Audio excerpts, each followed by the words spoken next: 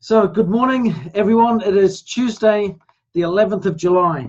Very special welcome to everyone.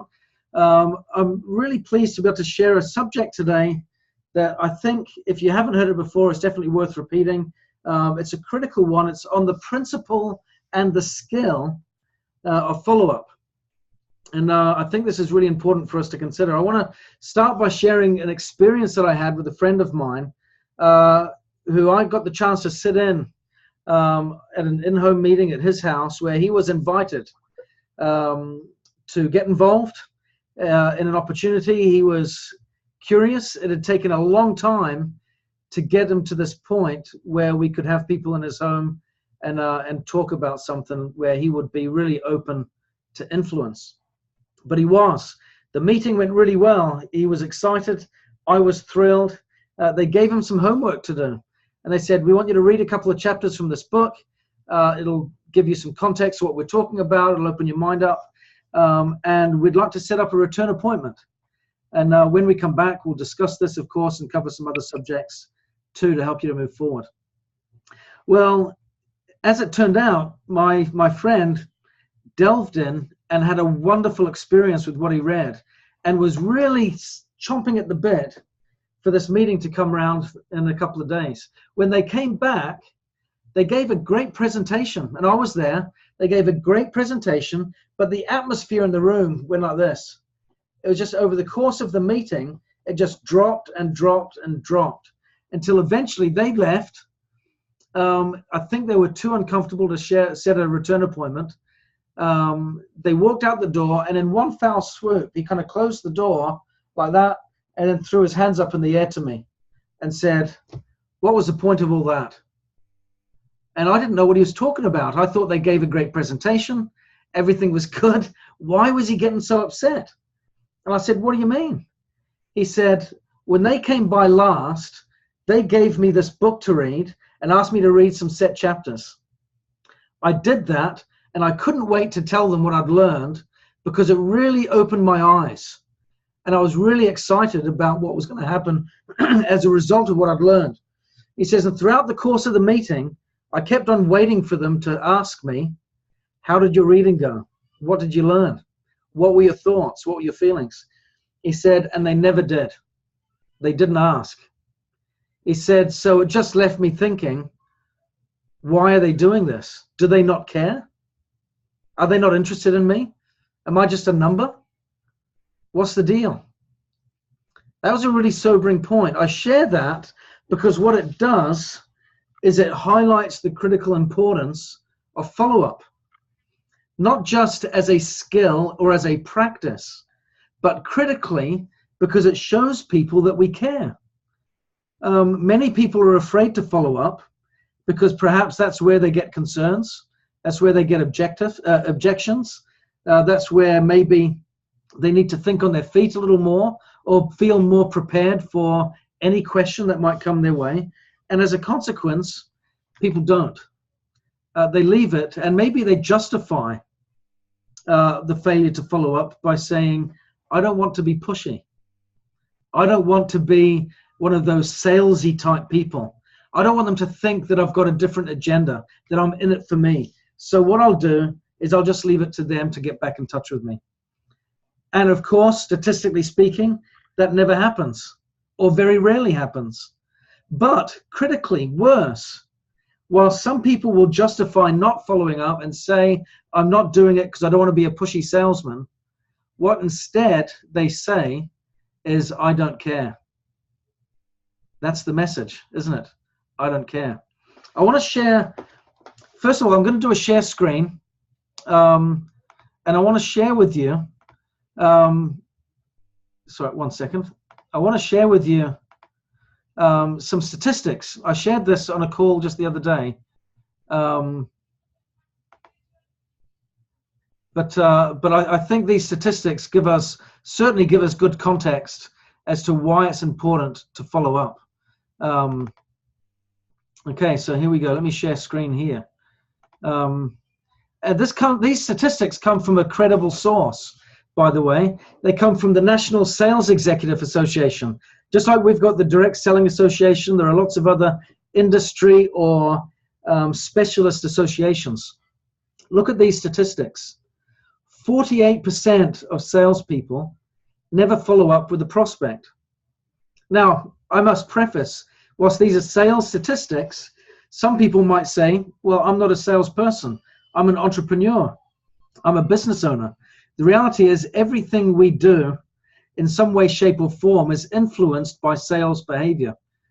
A doctor will persuade a patient of a particular course of action to look after themselves. A teacher persuades students to take care of paying attention in class and persuades them to do their homework. Parents persuade children. Children persuade parents. Husbands and wives persuade each other.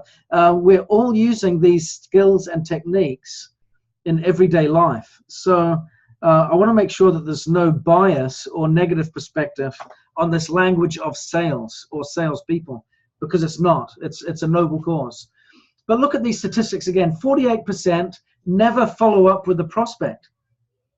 Now, when we talk about having daily contacts and these core consultant behaviors where we need to reach out to people on a daily basis, that can feel overwhelming if you think I need to speak to new people every day for a whole 12 months or 24 months in order to grow my business. But look at the last point on this slide here. 80% of sales are made on the 5th to 12th contact.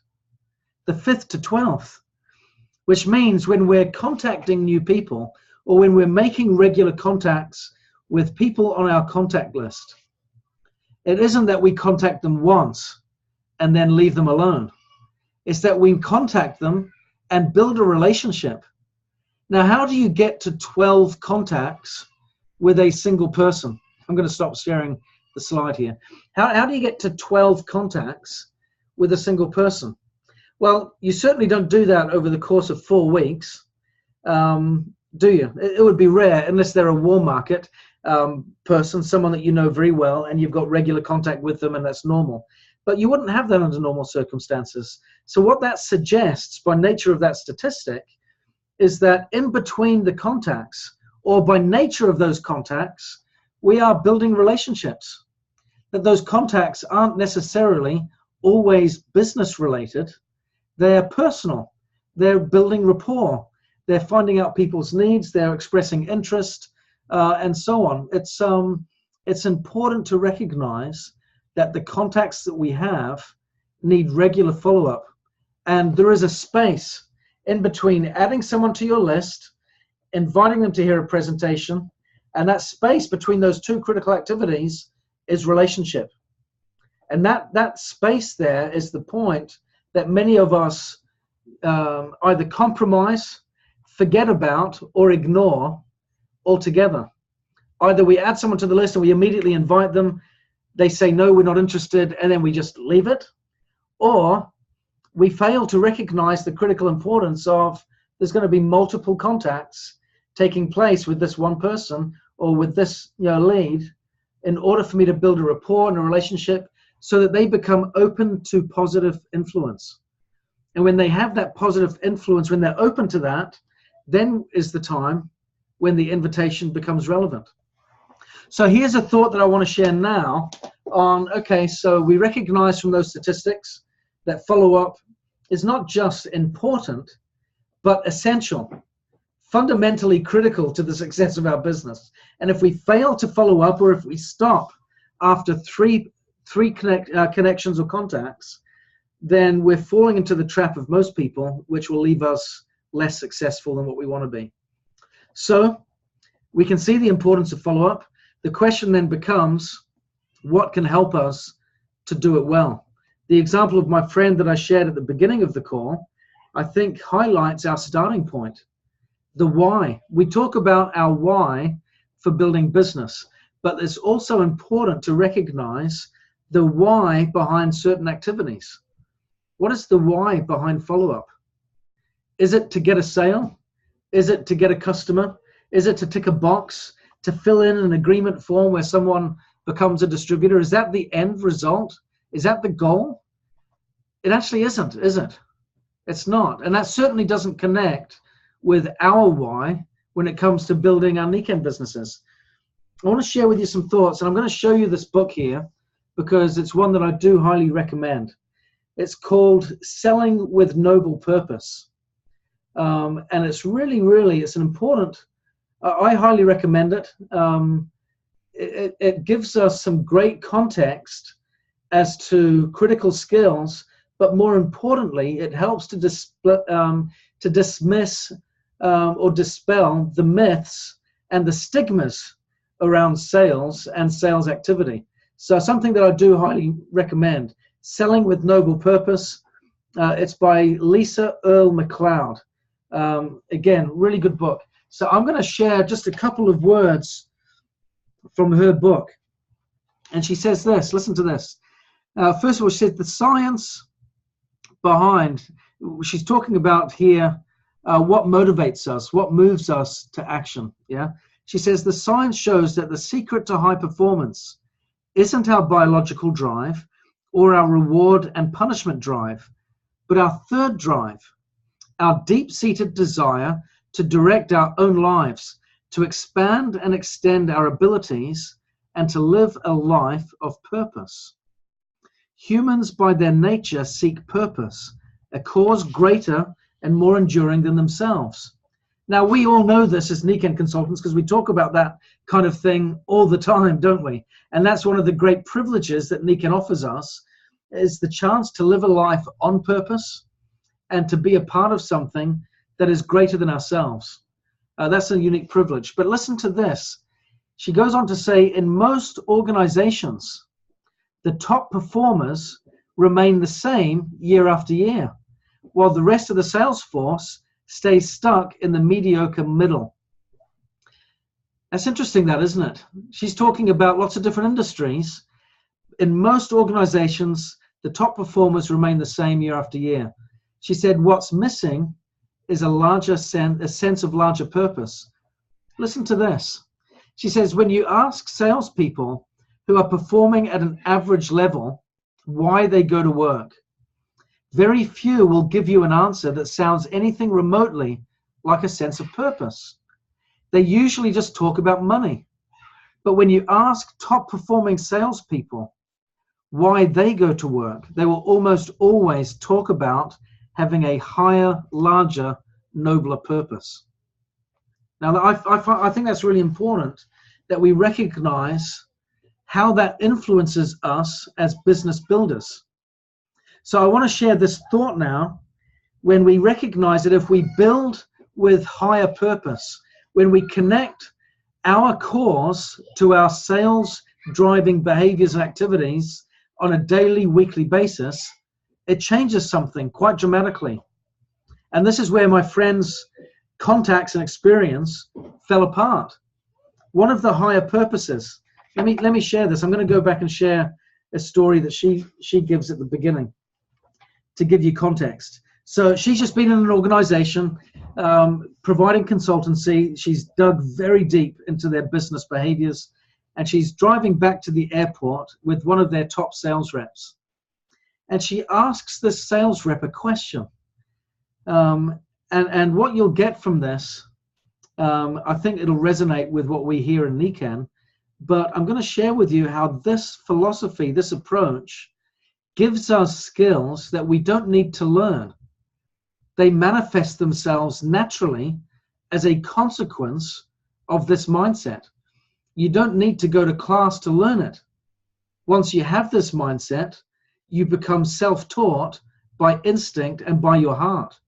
Now that sounds pretty compelling, don't you think? So you don't need to have particular lessons on this, but listen to this. She said as she dropped her off at the airport, she said, I asked a question I hadn't asked the other reps. What do you think about when you go on sales calls? What's going on in your head? Now, I'd like to ask that to each of you as you're listening today. When you're picking up the phone and you're calling people on your contact list, what goes through your head when you're making those calls? This is what she said. This is the top performer here. She said, I don't tell this to too many people, she confessed, looking around the car as though someone was going to hear her secret. Obviously, it was something important to her. She said, when I go on sales calls, I always think about this particular patient who came up to me one day during a call on a doctor's office. She said, I was standing in the hallway talking to one of the doctors. I was wearing my company name badge, so I stood out. All of a sudden, this elderly woman taps me on the shoulder. Excuse me, miss, she said, are you from the company that makes X? Yes, ma'am. I just want to thank you, she said. Before my doctor prescribed your treatment, I barely had enough energy to leave the house. But now I can visit my grandkids. I can get down on the floor to play with them. I can travel. So thank you. You have given me back my life. She said, I think about that woman every day. If it's 4:30 on a rainy Friday afternoon, other sales reps go home. I don't. I make the extra sales calls because I know I'm not just pitching a product. I'm saving people's lives. That grandmother, she said, is my higher purpose. I find that really inspiring because we have plenty of situations in Niken where we have those types of stories, don't we? And I think it's really important that we recognize when we're speaking to people what we're really offering them. Now, here's the thought. Here is the fantastic consequence of having that mindset, which instinctively would compel us to want to follow up. Because again, failure to follow up does say a couple of things. Either I'm not interested, I don't care, or I'm just not bothered. And that's the third point being maybe I'm too afraid. And that suggests, if I'm too afraid, that I lack personal conviction. I'm too afraid to follow up for fear of what I might hear, so I won't. That tells them that we don't have conviction. If I'm not interested, then I just leave it. And why would they want to talk with us if we're not interested in them? If I don't care, again, same point. It doesn't help our cause at all. But here's what is really exciting. She goes on to share some consequences of having this mindset when we connect with the higher cause. And clearly, I believe for us, the higher cause is other people. My higher cause in Niken is you, my team. I want people to succeed and thrive, have a great experience, be happy, feel fulfilled, make a difference, and feel on track with their purpose and cause in their life. I want to be a facilitator of that. I want to be a part of that. And that drives me to action more than anything else. So listen to this. It says, here are some of the benefits that come as a consequence of being people-centered. And of course, you see the role of follow-up dovetailing into this significantly. It says, as a consequence, when we're more cause or purpose-driven, we become more resourceful as a salesperson, since you're always looking for ways to help your customers. We instinctively become more resourceful. We start to look for solutions versus just see the problems. Clients take you, this is interesting, clients take you to the higher level people in their organization because they see you as a resource and not someone with a sales quota. How many times do we hear in our business people wanting to get the big fish? Have you heard that language before? I've got this great connection. If I could just get this person and I'm bringing in one of the big fish, that'll change everything. And other people look around with envy and with awe and go, oh, how I would love to get the big fish. Well, here's the way that you do it. Be interested in them, not yourself. Be interested in the cause versus the profit. What we find is that success ensues, just like happiness. If you chase happiness or if you chase success, it evades you. But if you follow what's right and pursue a higher, meaningful cause, it ensues. It comes as a consequence. And you end up getting in front of people with this wonderful law of attraction, which Mike always talks about. That's where that law of attraction gets kicked into gear, because we're thinking of other people versus ourselves. It changes everything there. It says you establish relationships with these high-level people because you will have greater impact there. That's interesting. Our ability to have rapport increases as a consequence. Michelle Kowalchuk's just put in something here. I can see half the same. People don't care how much you know until they know how much you care. That's absolutely right, isn't it? It says here you'll have, and everyone would love this result, you have a shorter sales cycle. You ask more robust and secondary questions, delving into critical customer business needs, whereas product-focused people ask low-level manipulative and mechanical questions. Isn't that interesting? And again, notice what changes. That's not because they went to a course or they had participated in a webinar as much as we want you to participate and they learned a particular skill.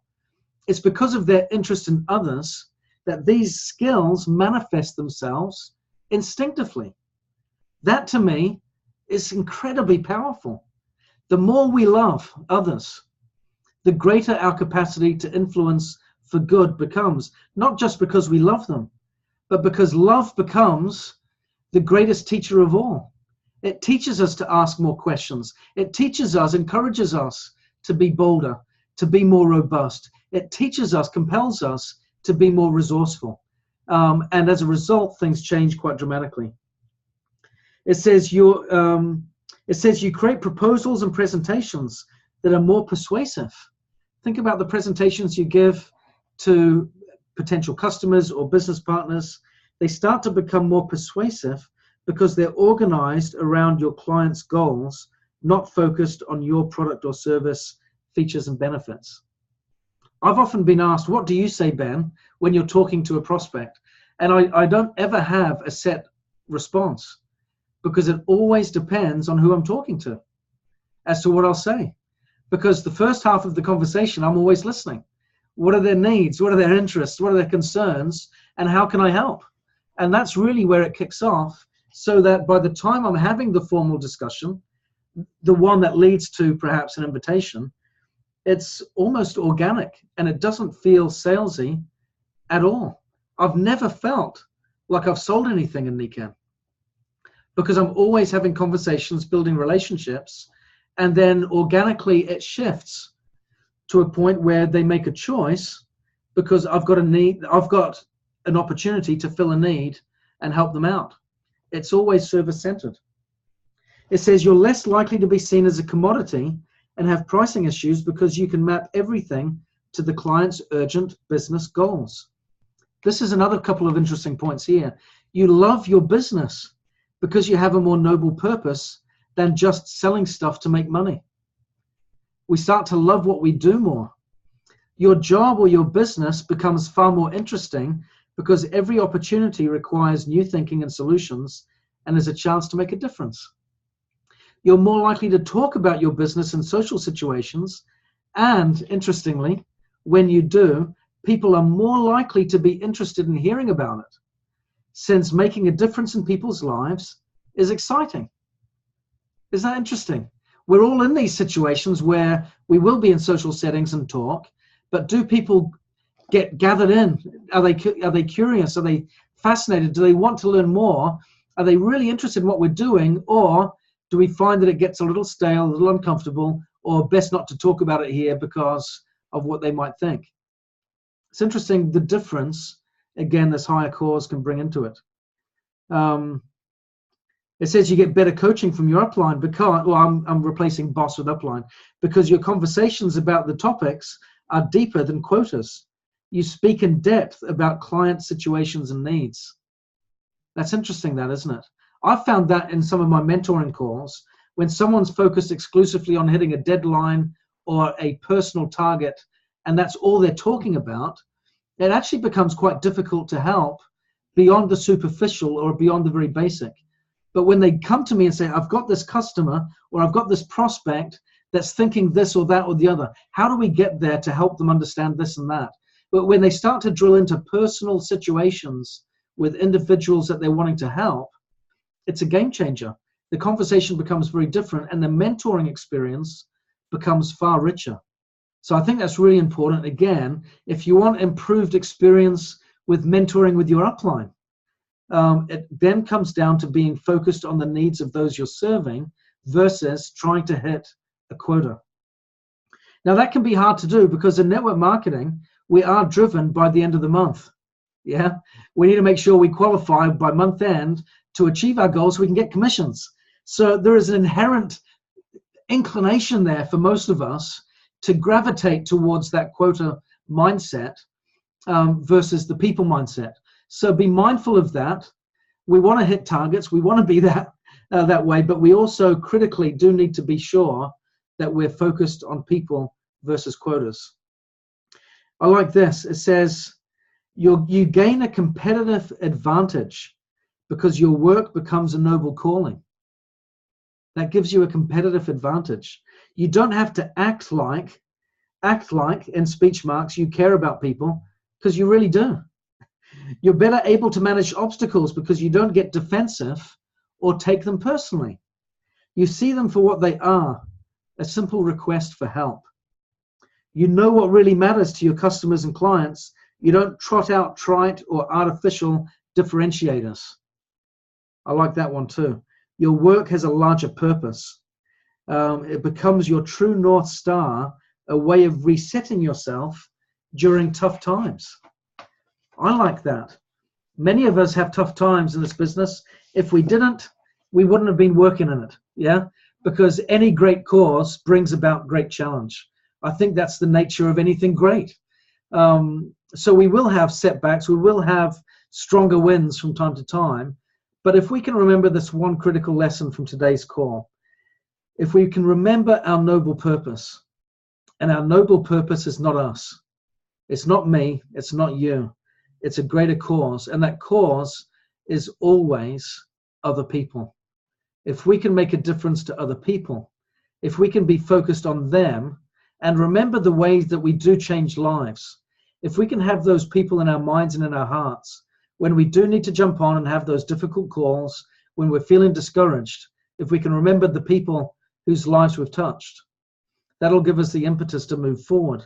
But critically, all of those skills that I talked about before, where if I was to write that up and say, I'm going to put on a training course, it's a 2-day seminar where you're going to get to learn this, and here are the tickets of the prices for the tickets, people would pay good money to find out how they could delve deep and ask better questions, how they could get to higher level decision makers, how they could overcome obstacles and barriers better, and all of those things. People would pay good money for that. And yet the answer is in this: love the people you serve. If they're on your list, love them.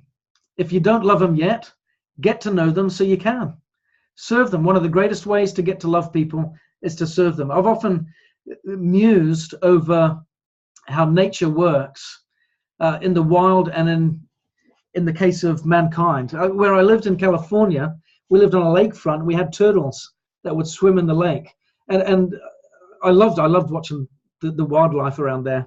And what I noticed was that when turtles hatch from their egg, they immediately start to swim, and they swim and they walk, in fact, straight to the water's edge and start swimming. They can walk immediately and swim immediately. But on the 7 experiences that I've had to enjoy, where I've witnessed the birth of my children, they have never come out of their mother's womb, had a stretch, and then walked over to a fridge to get a drink. It doesn't happen that way in human nature. Why is that?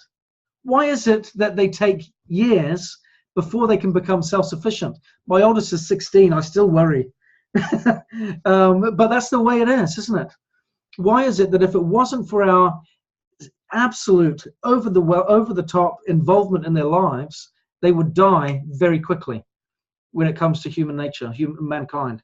I believe it's doing something to the parent. I believe the reason for that is it teaches the parents unconditional love. What it means to love someone no matter what. Absolutely, overwhelmingly, far more than we love ourselves. And that, I think, is essential to the human race. I think nature has built us deliberately to learn of necessity how to love others unconditionally. And what it teaches us is that we learn that through service. So if you've got people on your list, set a goal to serve them. Make that the way that you reach out to contact. And then, because you love them, follow up. get in touch, find out what the needs are, see how they're doing, let them know they're cared for. And what will happen is your contact list will soon become a list of friends and connections and relationships that will make you perhaps one of the richest people out there, because you'll have a list that is robust and full of people that you love and that love you. And doesn't that make life truly rich? And then as a consequence of that, business success and happiness will ensue. It'll come as a consequence. So I hope this has been helpful today. Follow up, critical, how do we do it? Love others. Let them know that they come first. And all of those essential skills will come as a consequence of that love. Love, I believe, is the greatest teacher of all. And the more we serve, the more we get to feel it. So thank you all very much. Really appreciate you being on these calls. And again, this is being recorded so we can share it with others. But let's go out there and make a difference, in the world. So thank you all, and we'll speak soon. Take care.